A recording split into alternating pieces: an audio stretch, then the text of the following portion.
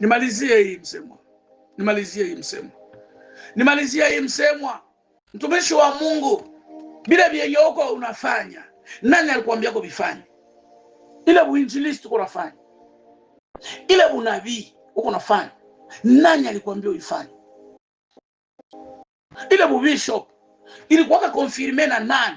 Wapi? Tofauti na hayo, kama haujui uliitwaka lini na uliitwaka na nani, uko unapoteza wakati yako bure na utabakilia kulialia. Sababu tutakapoanza pokea, narudilia vizuri, hautapokea. Jingi tutafanya, tunalilia Mungu, Mungu wetu akajibu. Anajibu kwa sababu anatujua miongoni mwa watumishi wake. Sasa wewe mwenye hujulikani, uliingia ukakucha sababu ulisoma, ukakosa kazi, unajua vasi mbili, mara moja ninakuwa hiki, sababu ya sadaka nakuwa hiki. Ndio maana Mungu anisamehe sana na Mungu atuhurumie. Wengi wanaishia mbuchawi. Aliyeitwa na Mungu anajua nguvu zake, aliyeitwa na Mungu anajua uweza wake. Mtu hawezi kukupatia kazi na haujui kama iko na uwezo ya kukulipa. Hautakubali kumtumikia bamwesa na ujue ya kwamba bamwesa hana uwezo ya kukulipa. Unatumikiaka tu ule mwenye iko na kapasite ya kukuzidi, unatumikiaka ule mwenye iko na uweza ya kukutetea. Unajua nikimtumikia bamwesa iko na uwezo ya kunilipa. Kwa hiyo siwezi kumtumikia Mungu na nijue ya kwamba Mungu hana uwezo ya kunilipa.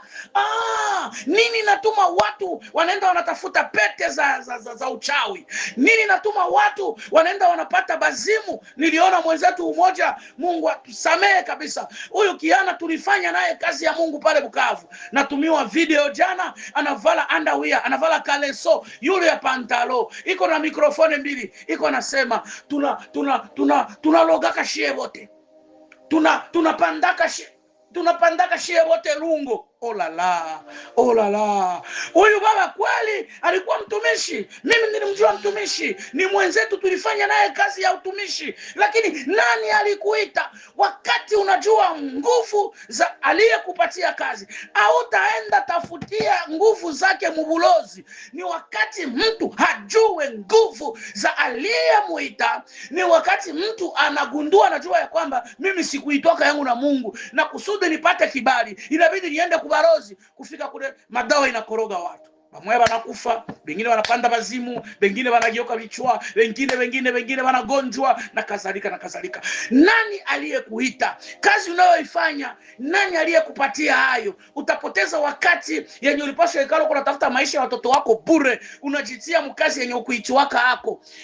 Mungu anatetea wale aliowapatia kazi. Mungu anatia nguvu. Utaenda kutanana mapepo yenye kukuwaka yako, na utalilia nani mwenye uko naye kontra? Na kwa mwisho nilisema,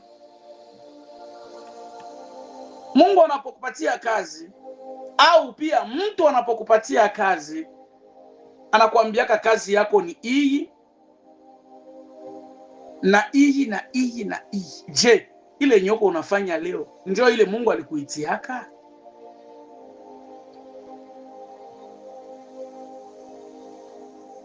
Na kwa mwisho nilikwambia Wakolosai 3:23-24, hakuna kazi bila mshahara.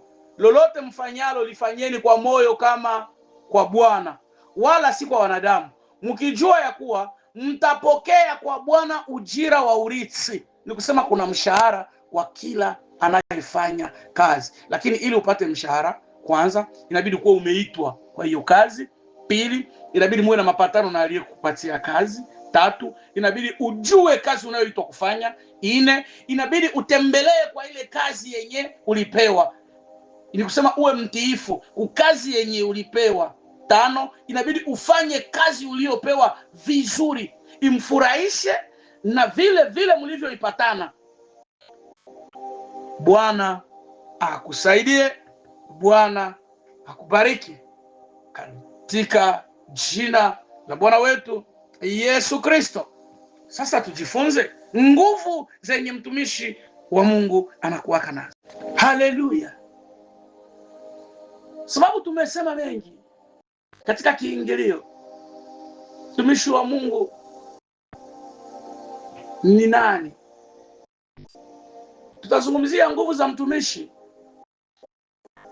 lakini hatutakuwa tena warefu. Asubuhi ya leo nilitaka kwanza tugusie, tuelewe mtumishi ni nani. Kuna watu utakutana nao katika shamba, mtu yuko anatumikia, aseme yuko anatumikia Mungu, lakini vituko vyake viko vya hatari. Usishangae wala usishtuke. Huyu anakuwa anajua ya kwamba iko anajitafutia mshahara wake kwa kingufu.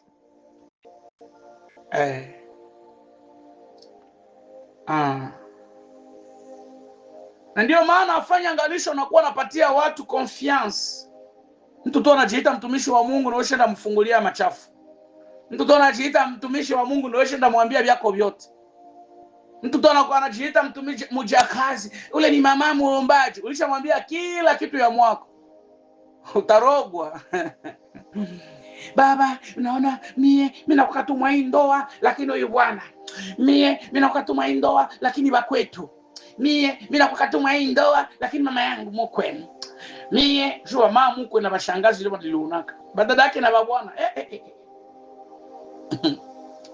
Mwenye uko unaambia, je, unajua ya kwamba ameitwanga na Mungu?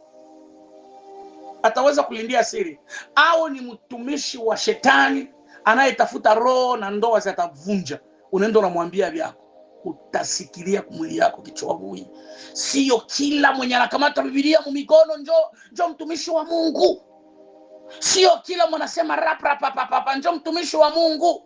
Sio kila mwanasema matungulu na sukari makarapachipa papampa njo. Hapana, sio kila mwanavala msalaba njo mtumishi wa Mungu. Sio narudilia, sio kila mwanasema Kiswahili ya Tanzania na nitakubaliki badala ya mastajabu. Haiko kila mwanasema Kiswahili ya Tanzania njo mhubiri au njo mtumishi wa Mungu.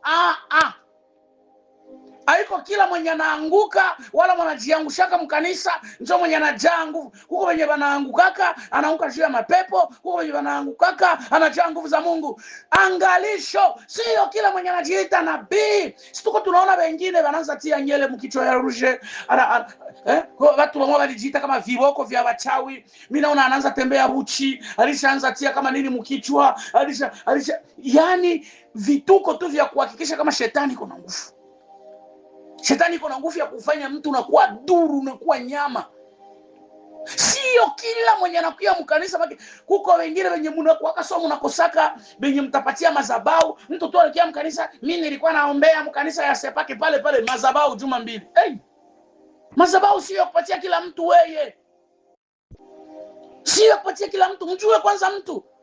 Hamuna hata miezi 2-3 na mtu unashindwa patia wenye unaombaka nao miaka yote hiyo kazi. Mtu alikuwa mgeni, ushampatia hiyo huduma, ushampatia kazi. Ameitwa na Mungu, umehakikisha kuitwa kwake. Tuzungumzie nguvu zenye mtumishi wa Mungu iko nazo. Tukamate moja tu, alafu magharibi tutaendelea. Kwa hiyo kifupi, kama unajigundua kwamba wewe hujaitwa na Mungu, karibia watumishi wa Mungu nao gundua walio pembeni yako. Kama unajua hauna msimamo ya yenye uliitiwaka kufanya, lakini huko tu unafanya, uliwaza kufanya kazi ya Mungu tu sababu unaifanya gisi wewe unataka, itakuwa tu na mshahara. Karibia wale ambao unaamini wanaweza kuwa watumishi wa Mungu walio karibu yako na watakuongoza. Na ikibidi ni contact mimi inbox, nitakushauria kwa neema na nguvu nilizopewa na Mungu. Kwa jina la Yesu Kristo. Amen. Twende sasa. Nguvu ya kwanza ya mtumishi wa Mungu. Huyo mtu mwenye aliitwa na Mungu. Nikukumbusha ya kwamba unapokuwa mtumishi wangu mimi Bamwesa James ninayehubiri, sio kila mtu anaweza kukaramukia. Kama utakuwa mwaminifu, mtiifu na mtumishi mzuri, mwenye anakuchokoza wewe mtumishi wangu anakuwa ananichokoza. Haleluya. Mtumishi wa Mungu, kitu cha kwanza, anakuwa ni kinywa cha Mungu. Ni kusema ana nguvu za Mungu kwa kinywa chake. Mimi ni mtumishi wa Mungu. Wewe unayejiita mtumishi wa Mungu, kitu ya kwanza ujue, nguvu kubwa na ya ajabu uko nayo inapatikana katika kinywa yako. Biblia inasema hivi, Yeremia sura ya 1 mstari wa 9, tazama nimeitia maneno yangu kinywani mwako. Kinywani mwako.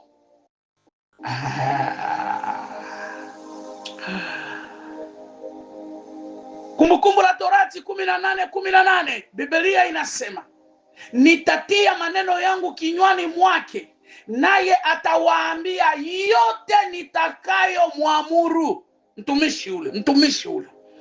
Mtumishi ni kinywa cha Mungu. Mtumishi wa Mungu ni kinywa cha Mungu.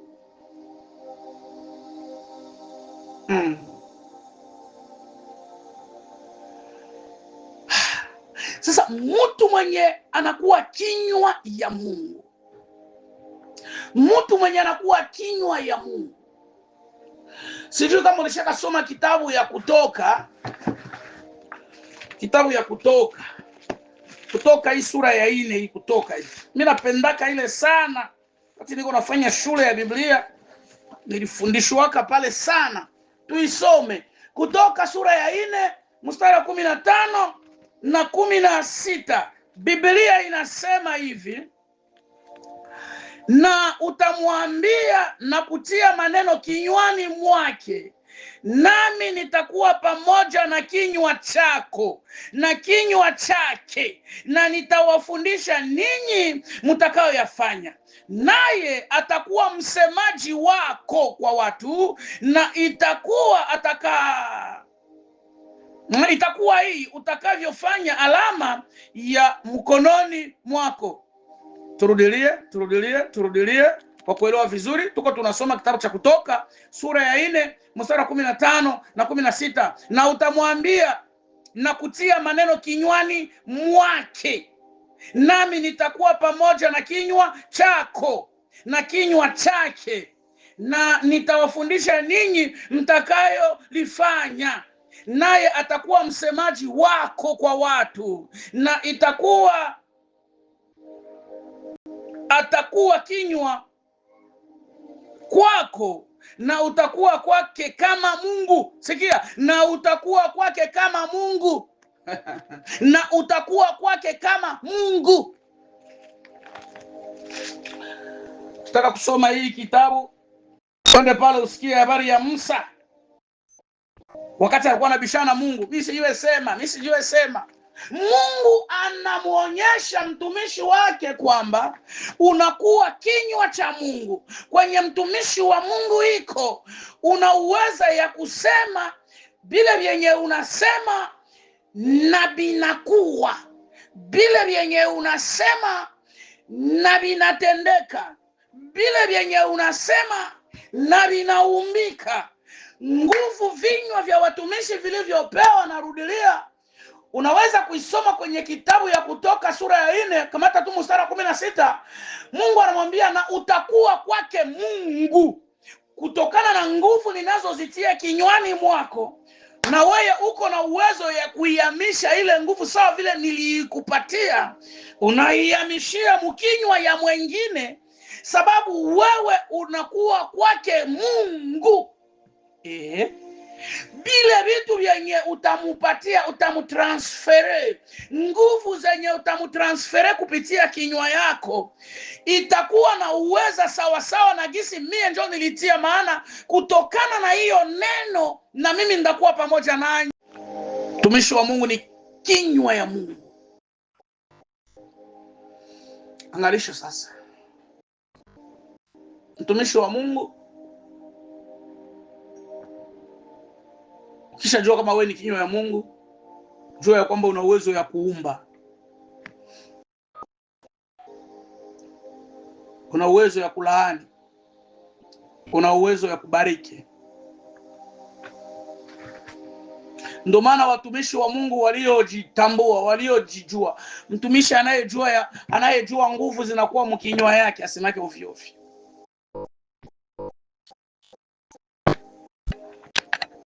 Mtumishi wa Mungu anayejua nguvu zinakuwa mkinywa yake asemaje ovyo ovyo?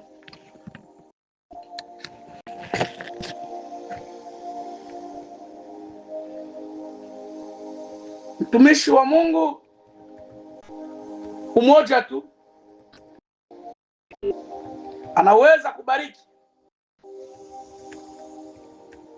anaweza bariki vyenye vinatoka tu mkinywa wa mtumishi wa Mungu,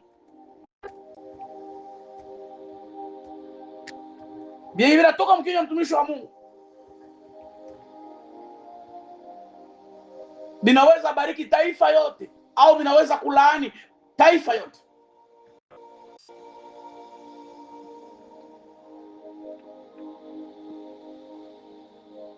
Mtumishi wa Mungu nguvu zenye iko nayo mkinywa yake, kama unasoma Kumbukumbu la Torati 33 mstari wa kwanza, hapo utaona gisi Musa alibariki makabila yote ya Israeli mbele ya kufa.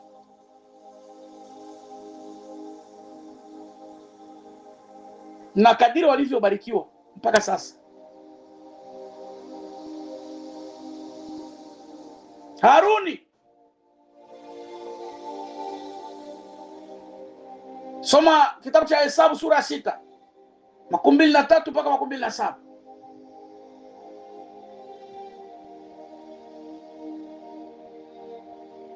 Utasikia habari za Haruni alivyobariki taifa. Kuhani anabariki taifa. Daudi alibariki watu wote. Samueli wa pili sura 6 mstari wa 18.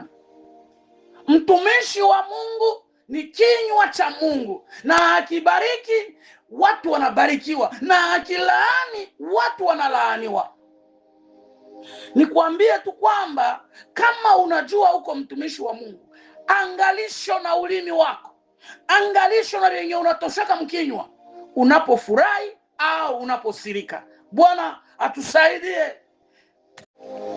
Nimetoka kukuambia mtumishi wa Mungu nguvu za kwanza anazo ni kwamba yeye ni kinywa ya Mungu, na kinywa ya Mungu inaweza laani na inaweza bariki. Lakini nakupatia mfano mzuri wa watumishi wengi ambao walibariki mataifa, walibariki familia. Sasa nikwambia kwamba pia kwamba kinywa cha mtumishi wa Mungu kinaweza kulaani.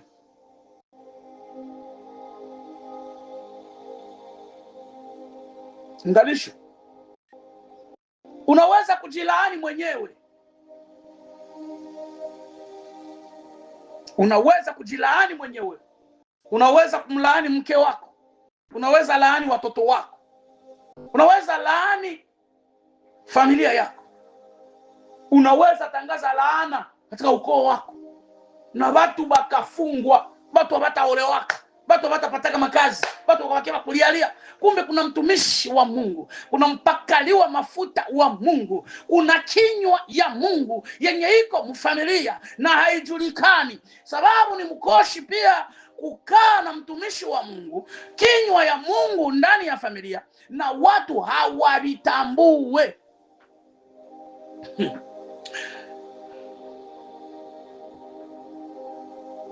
Yoshua alitangaza laana juu ya Yeriko.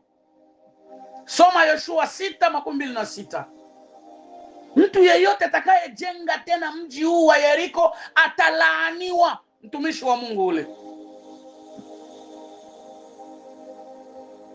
Hii laana hii ilihusu mji mzima, mji wote wa Yeriko. Mtu atakayefanya hiki, mji wote atalaaniwa. Niko nakwambia nguvu zenye ziko mkinywa ya mtumishi wa Mungu.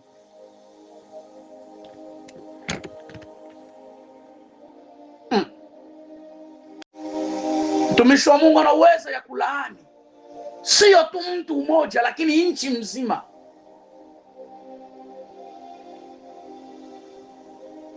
Mtumishi wa Mungu iko na uwezo ya kulaani kikundi yote ya watu. Kama unasoma habari za Elisha, wakati alihukumu au alifanya hukumu kwa watu waliomdharau Mungu, Wafalme wa Pili sura ya 2 mstari wa 13 na 14.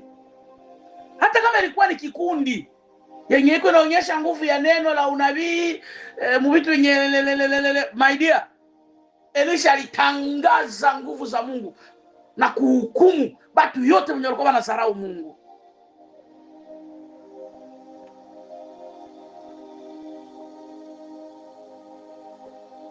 Kama unasoma Yeremia 25 mstari wa 8 na 11, utaona jinsi gani Yeremia alitangaza hukumu juu ya taifa yote ya Wayuda, yote taifa ya Yuda, yote. Kama wewe ni mtumishi wa Mungu, mjakazi, angalisho my friends, angalisho na mdomo yako, angalisho na kinywa chako. Wewe ni kinywa cha Mungu. Vyenye vinakutoka mkinywa vinaweza sumbua taifa nzima. Vyenye vinakutoka mkinywa vinaweza sumbua familia yako yote. Watu wataenda wafanye madeliverance, bakate, bapate, baprakacha, bapige mangumi, banyangule hiki, bakamate mafuta, baingize wapi, bakamate mai, batie masikio, baingie mumai ya chumvi, bajiambia hiki na hiki. Be careful. Kuna kinywa ya Mungu muko nayo mjamaa, yenye mlisumbua, yenye mlizarau, yenye hamujui, yenye kinywa cha Mungu kina uweza ya kuharibu mazingira ya wajukuu na wajukuluza na wajukulukulu na familia yote ikawa muheka sababu ya mtumishi mmoja wa Mungu ambaye ni kinywa cha Mungu kilicho miongoni mwenu, kilicho ndani ya familia yenu, ndani ya kanisa, ndani ya ukoo, ndani ya taifa. Mtumishi wa Mungu sawa vile anaweza kukubariki na ndo vile anaweza kukulaani.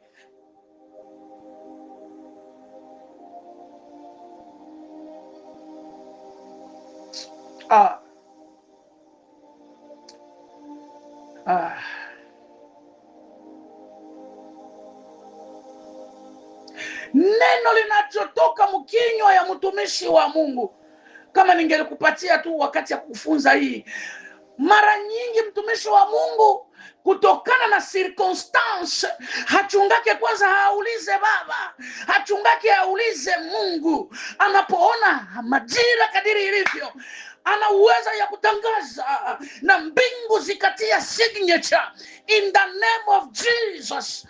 Elia kwenye Wafalme wa kwanza sura 17 mstari wa kwanza, taifa lote liliathiriwa na ukame kwa sababu ya neno la unabii. Akasema hapata kuwa na umande wala mvua isipokuwa kwa neno langu. Hakusema kwa neno la Mungu, hakusema kwa neno la alisema tangu sasa hapata kuwa na umande wala mvua ikasimama kwa sababu ya neno aliisema. Hakuwezaka kwanza kufanya mafungo kwa kusema hiyo neno. Sijui mimi nataka enda wapi usipote. Mtumishi wa Mungu ana nguvu ya kulaani.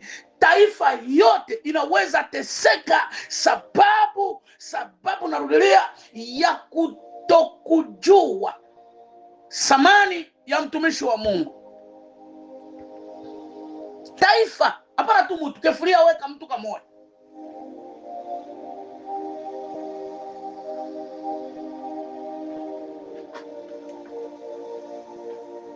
Mtumishi wa Mungu anaweza kulaani. Shida ni kwamba haiko siku mtumishi wa Mungu alitangaza hiyo laana njoo inabidi ikufikie.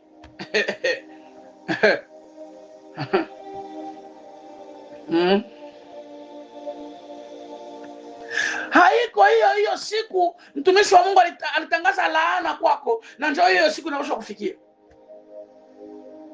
Sitaki niwatie woga, lakini nataka niwaambie ukweli inayokuweka huru na inayokusaidia. Mtu wa Mungu unayenisikiliza, angalisho sana na wapakaliwa mafuta walioitwa kwa kazi ya Mungu kiukweli na kwa ukweli. Angalisho na mtu aliyeitwa kwa kazi ya Mungu, aliyeitwa na Mungu. Na kukumbusha kwenye tulianzia, kuna watu wanajichomekaka tu mkazi ya Mungu. Huyu hawezi kushtula mtu, huyu hawezi kunishtura. tunamjua nguvu hana, lakini angalisho na mtu mwenye iko na communication nzuri na aliyemuita kukazi, vyenye anakuwaka anakiri, mbingu inakuwaka inavihakikisha, na haijali consequences ambazo maneno nayo yakiri huyu mtumishi wa Mungu itakuwa nayo kufamilia za watu. Kumbuka habari ya huyu ndugu ambaye alikuwa anatoka kusindikiza master wake.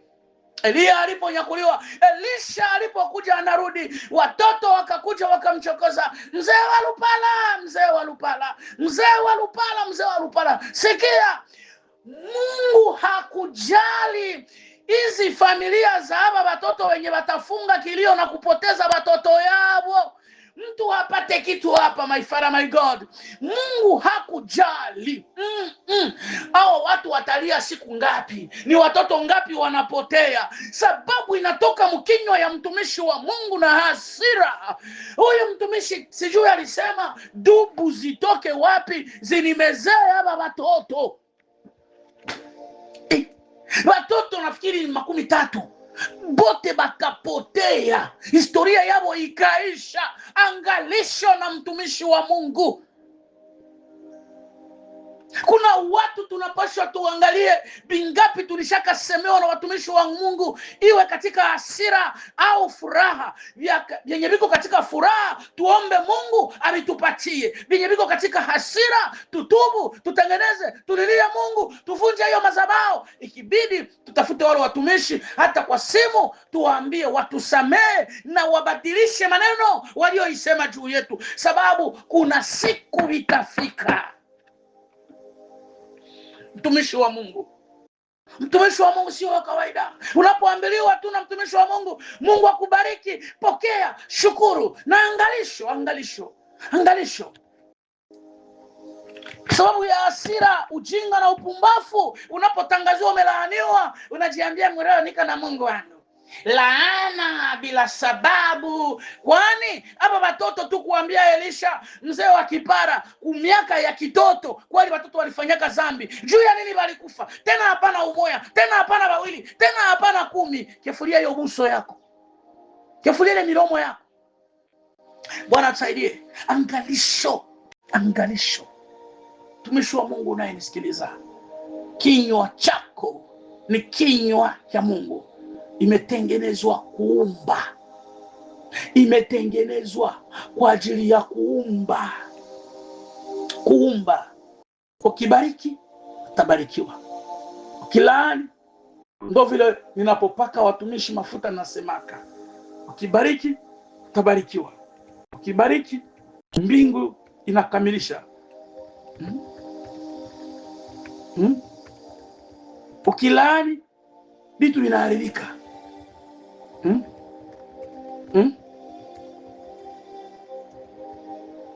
Watu wengi wamelaani watoto zao.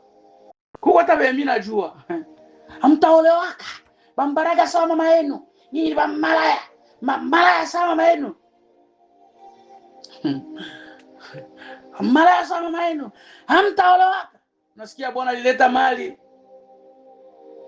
Unasikia kijana alipenda binti, mpaka siku maisha tangaza kila kitu, unasikia tu pia bilikufia mjia, pia biliishia mjia. Baba amewalaani, mama amewalaani. Mjakazi, muombaji, umeitwa na Mungu, umeitwa kutangaza uzima, umeitwa kutangaza uzima.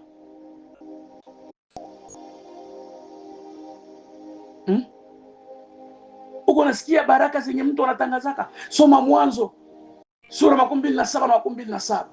Sikia mzazi, sikia mtu. Isaka anabariki Yakobo, anasema nini? Na watu wakutumikie.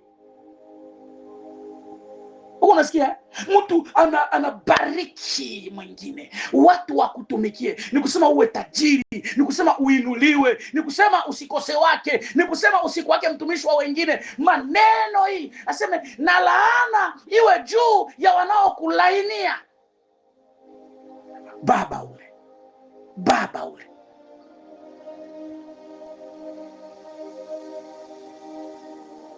Bwana tusaidie. Bwana tusaidie. umeitwa kubariki. Angalisho na hasira yako. Angalisho na hasira yako mtumishi wa Mungu. Angalisho na hasira yako mtumishi wa Mungu. Angalisho na hasira yako. Angalisho na hasira yako. Kinywa cha Mungu, mtumishi wa Mungu, ni kinywa cha Mungu. Namshukuru Mungu maana amenibariki. Wala siko miongoni mwa watumishi na sijawahi kuwa miongoni mwa watumishi ambao inabidi aseme bongo au akubembeleze mzambi yako kusudi achunge urafiki yako na yeye. Mimi nakuambia wazi pia, ukitaka usinisemeshake tena, lakini upate neno la kweli litakalo kuweka huru. Na siku moja utakapofunguliwa utasemaka, nilichukiliaka papa Bamwesa bure. Maneno alikuwa ananiambia njoo hii sasa. Sababu ukweli inabaki hapo hapo na haitabadilika. Sijui nilitaka sema nini.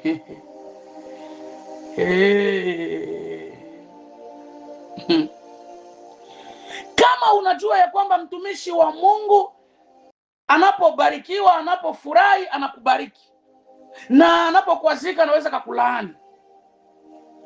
Nikukumbushe ya kwamba Bwana wetu Yesu Kristo wakati alikuwa anatembea akakuta mti yenye alikuwa anatarajia inapaswa kuwa na matunda. Sikia, Yesu Kristo akatarajia kupata matunda kwa hiyo mti. Wakati alikuta hiyo mti haimpe matunda, Yesu Kristo alifanya nini?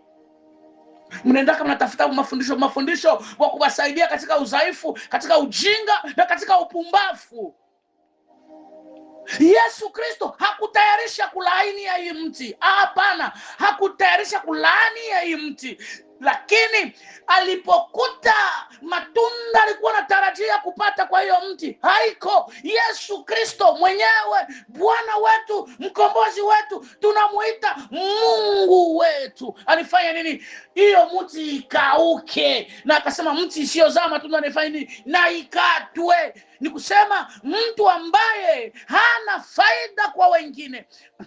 Nataka enda mbali nisikupoteze, my father, my God. Yesu Kristo hakutayarishaka hii laana.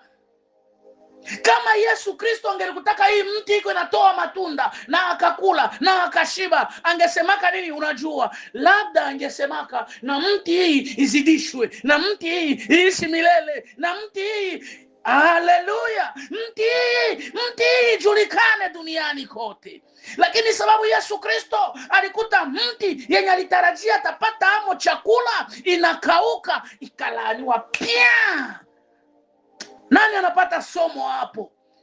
Jifunze kutengeneza mtumishi wa Mungu, jifunze kupendeza mtumishi wa Mungu unayepata neema ya kuishi naye. Sikwambie mimi, ule mwenye uko naye kwako, ule bwana yako, ule bibi yako, neema kubwa inayala mkinywa ya ule bibi, neema kubwa inayala mkinywa ya ule bwana.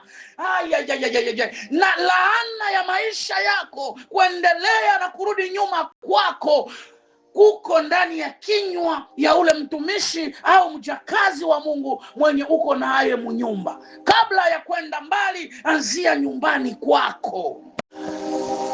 Unazarau mtumishi wa Mungu naye ishi naye, mjakazi wa Mungu. Ule bibi yako ni mjakazi, ule ameitwa. Ule mama ni mjakazi, waliopewa neema wakakataa neema. Ungejua, Mungu wangu, ungejua ni wanaume wangapi wanahitaji kupata wake ambao wanaweza omba Mungu. Ungejua ni wanaume wangapi wana contact Bamwesa kwenye office, kwenye simu na wanalia, baba ningejuwaka. Kumbe nilikutana naka na poposha, kumbe nilikutana naka na radio ya mkartier, kumbe nilikutana naka na mchawi, kumbe Mungu wangu nisaidie. Na mimi namwambia hakuna kurudi nyuma. Tulikushauria haujaoa. Sasa Bamwesa na kinywa yake Bamwesa na kinywa yake yenye sikiangi haya. Nilikufundishaka haukusikiaka. Sasa unakoma. Nitakukumbusha vizuri kama nilikufundishaka haukusikiaka. Sasa ulishakwama. Nilikwambia achana na ule dada. Achana na yule dada ule. Nilipomuona tu anavyozungumza na watu, anavyobeula watu, mtu mwenye yuko anatembea na hayaolewa, yuko natikisia baba mkwe matako. Hakuna vyenye atafanya huyu wewe mtoto Robert. Hakuna vyenye atafanya huyu wewe mtoto Kevin. Huyu sasa unasikia moto, fire to fire, lungula mpaka siku Mungu atakuonea huruma, akutoe kwenye hiyo shimo ulijitia ndani mwenyewe. Kuna njia inayomfanania mwanadamu kuwa njia ya raha, kumbe inambeba mumauti. Uko najiona bingwa sababu uko na kale ka difra, uko na hiyo $1. Unajiona bingwa, hauwezi shauriwa sababu uko na pesa. Iko neema wewe kuona mtu iko na pesa lakini anaweza kubali shauri. Mimi mwenzenu hakuna kitu naweza fanya kabla sijamuuliza baba yangu mzazi. Haleluya. Siwezi. Haiwezekani. Yani haiwezekani. Baba mzazi, baba yangu Mkupi Miango Bamwesa Joseph, baba wazo. Siwezi. Baba, naamua kujenga nyumba Kampala. Kampala, Kampala. Hayafikaka Kampala labda. Lakini uzee na nguvu za Mungu mimi naamini ziko muyeye. Utasikia tu sawa. Uza Kampala lakini usiuze Musantreville. Unasikia? Uza Kampala lakini hata ukiwa na pesa usiuze Musantreville, usiuze within the town. Enda nyuma kidogo, pata milango mingi, itaweza kusaidia kubiashara kule mbele mtu ajuaje. Good. Naenda na baraka ya mzazi, naenda na uongozi ya mzazi. Wewe ukikuwa tu na kakitu unasema franga zangu hakuna mwenye. Baba wende. Na siku zinaisha usituambiaki. Na siku wanazikula usituambiaki. Na siku wanakunyang'anya usituambiaki. Sababu hauhitaji shauri. Nguvu za Mungu zinapatikana katika kinywa cha watumishi wake. Tafuta mtumishi akubariki. Papa James, $5 ile mimi natuma baba isaidie kwa ile kazi ya mayatima yenye unafanyaka. Unafikiri James atasema nini? Nakwambia mfano mimi, lakini sikwambia unitumie mimi. Angalia watumishi wa Mungu wanaokuzunguka, lakini watumishi wa kweli. Asubuhi ya leo tunamalizia kwa neno ya kwanza inayokuambia ya kwamba mtumishi wa Mungu sio kwamba niko na wavalisha mapete sana, lakini sio mtu wa kawaida. Ana uweza ya Mungu ndani mwake. Mpaka fashi kwenye Mungu anasema utakuwa Mungu kwake. Mungu njako naambia mtumishi wake na utakuwa Mungu kwa ule mtu. Wewe utakuwa Mungu. Musa utakuwa Mungu kwa fulani. Tufanye angalisho. Tufanye angalisho na hao watu. Tuwatengeneze vizuri. Huko mama huko hapo unanisikia, huko baba huko hapo unanisikia. Mume wako ni mtumishi wa Mungu au mke wako ni mtumishi mjakazi wa Mungu. Ujue kama hakuna baraka kubwa yenye uko nayo maisha sawa vile kukua kwanza na ule mtu. Is it? Yes. Sababu ukimtengeneza ule mtu akiishi mazingira ya mzuri katika uhusiano wake na Mungu wake, katika kazi Mungu alimuitia, hiyo ndo siri ya kwanza ya baraka kubwa yenye mtaishi. Hiyo ndo italeta milango sababu ule iko angaje wa mbingu. Iko na kontra na mbingu. Hana na kontra na Bamwesa. Hana na kontra na Congo Air. Hana kontra na Rwanda Air. Hana kontra na Uganda Air. Hana kontra na Ethiopian Lines.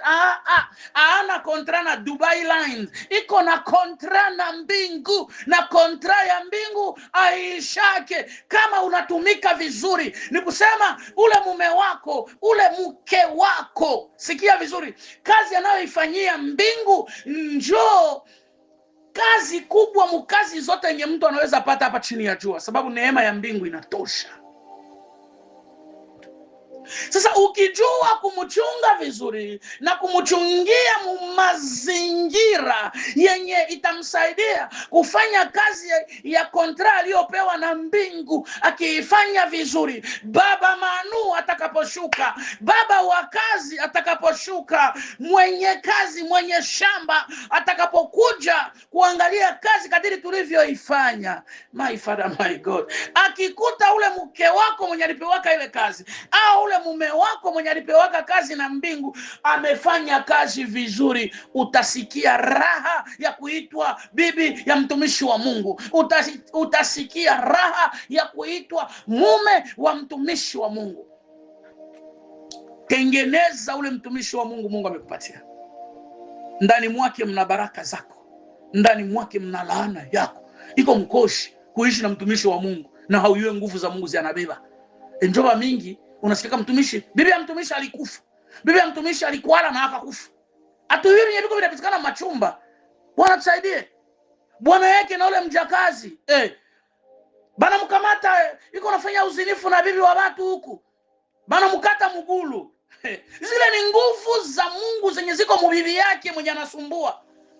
Bibi ni mjakazi, bibi ni mtumishi wa Mungu, bibi aliitwa na Mungu. Bwana mangu wala kichwabui kuliko afaidike na hii neema balitia mubibi yake, anabakilia kwenda natongoza mtoto. Njo kila kwenda kwa anabanwa, kila kwenda anabanwa, kila yele. Mbona benzako wazinifu wanafanyaga ile busharati kila siku na haba kamati wake?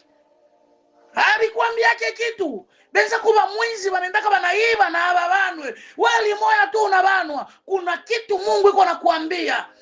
Familia yako iko mkinywa ya Mungu na hauko mtu wa kuishi maisha ya ovyo. Bwana msaidie mtu mmoja hapa katika jina la Yesu Kristo. Acha niachie hapo sababu naona naweza maliza mchana mzima niko nasema tu neno moja. Mtumishi wa Mungu ni kinywa ya Mungu. Mtumishi wa Mungu ni kinywa ya Mungu. Ndio maana mtumishi wa Mungu analikwa kila asubuhi, nabariki mke wangu, nabariki watoto wangu, nabariki kazi zangu, nabariki. Hata kama hujafanya maombi ya mafungo nini, mtumishi wa Mungu nini, nabariki. Nabariki njia yote nitapitia leo, nabariki watu wote nitawasalimu. Nabariki baba yangu mzazi, nabariki mama mzazi, nabariki huyu binti wangu, nabariki mke wangu, nabariki maisha yangu. Mtumishi wa Mungu anajibariki mwenyewe. Ninajibariki, nabariki kuingia na kutoka kwangu. Nabariki watu wote nitakao wasalimia. Ninabariki katika jina la Yesu Kristo. Asubuhi ya leo nabariki. Unaweza kuta mtumishi wa Mungu niko ninatembeza gari na niko naenda nabariki. Nabariki watu wote wanaotembea mubarabara hii. Ninapobariki watu wote wanatembea mubarabara, ni mbingu iko inafanya kazi. Ajali zinasimama, watu kufa ovyo inasimama. Nabariki, nabariki, nabariki, nabariki. Mtumishi wa Mungu anapaswa kujua nguvu zenye iko nazo. Ukibariki watu wanabarikiwa, ukilaani watu wanalaaniwa. Hapana mtumishi wa Mungu ambaye yuko haraka sana kutangaza laana, bali kuima tu bugali unalaania watu. Bwana tusaidie. Kitu kadogo lisha laani, kitu kadogo ushatangaza kushindwa ya watu, kitu kadogo natangaza kifo. Mungu atusaidie watumishi wa Mungu katika hali za hasira zetu. Tujue kutumia ulimi wetu, tujue kutumia nguvu zenye tuko nazo. Isiwe kwa kitu kadogo unalaani watoto, unajilaani mwenyewe. Mimi hakuna kitu ndafanyaka mwa hii dunia. Mtu unamaliza maisha, unamaliza mafungo, maombi ya mafungo, unajua nguvu zenye uko nazo, lakini wewe uko unajitangazia mimi nilikujaka kusindikiza wengine. Mjamaa yetu watu wanakufaka tu mapema, mimi niko na sawa hii ugonjwa itanibeba. Na unajua ya kwamba unatoka mu mafungo, na unajua ya kwamba wewe ni mtumishi wa Mungu, na unajua kama wewe ni mjakazi wa Mungu. Mjakazi, mtumishi wa Mungu anayejua nguvu za Mungu zilimo ndani mwake, hata akiwa katika changamoto, hata akiona kifo hii iko mbele yangu, kifo hii iko na uwezo ya kutangaza uzima, na uzima ukaumbika. Iko na uwezo ya kutangaza maisha, na maisha ikajileta, na maisha ikaumbika. Naweza zaliwa katika familia ya maskini, umaskini, lakini nikigundua nguvu za Mungu zenye ziko ndani yangu, nitatangaza utajiri, na mimi nitakuwa wa kwanza kuvunja hiyo kibambazi ya umaskini ndani ya familia yetu, katika jina la Bwana wetu Yesu Kristo.